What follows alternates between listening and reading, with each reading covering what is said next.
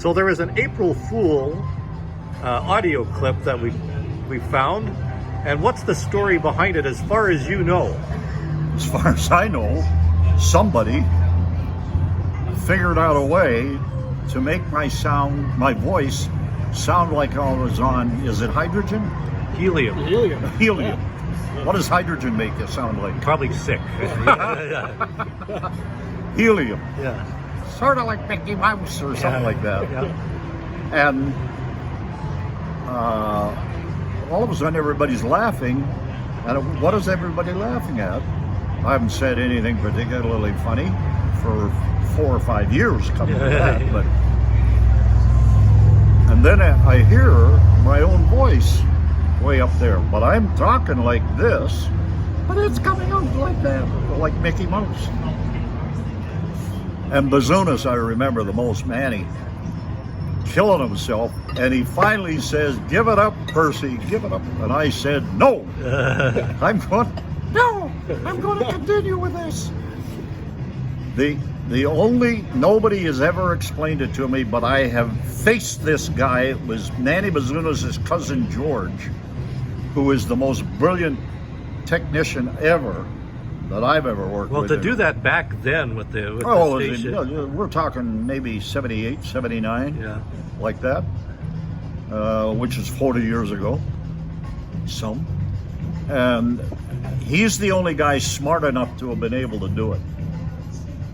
And he has never admitted it, but he occasionally smiles. If I ever see him, the last time was a couple of years ago, and I say, "Jordy, there's nobody else anywhere who could do that, who could make my voice sound like it's on helium, and nobody else's." I don't know how he figured it out, and I don't know how he worked it out, but he did. Have you heard the audio of another thing they did? I don't think he was so involved in this. I think Joey Gregorish and George Raymond were behind this one. But there was a song, and now I can't think of the song, darn it. But it had a long ending. But they extended it to airplanes crashing and bombs going off. and this voice just going on for like 4 minutes or something of crashing. And me trying to come in thinking the song is about over. They used to have more fun screwing around with me. Believe me, they had more fun with it than I did with that show. But one of the reasons was I made the show open to that. You know, that anybody who had anything at all clever or funny to do, you could throw it in there and watch me bounce around trying to deal with it. Jeff Newfield, Scruff Connors, God love him, was brilliant at that kind of stuff. I one time gave out the award, a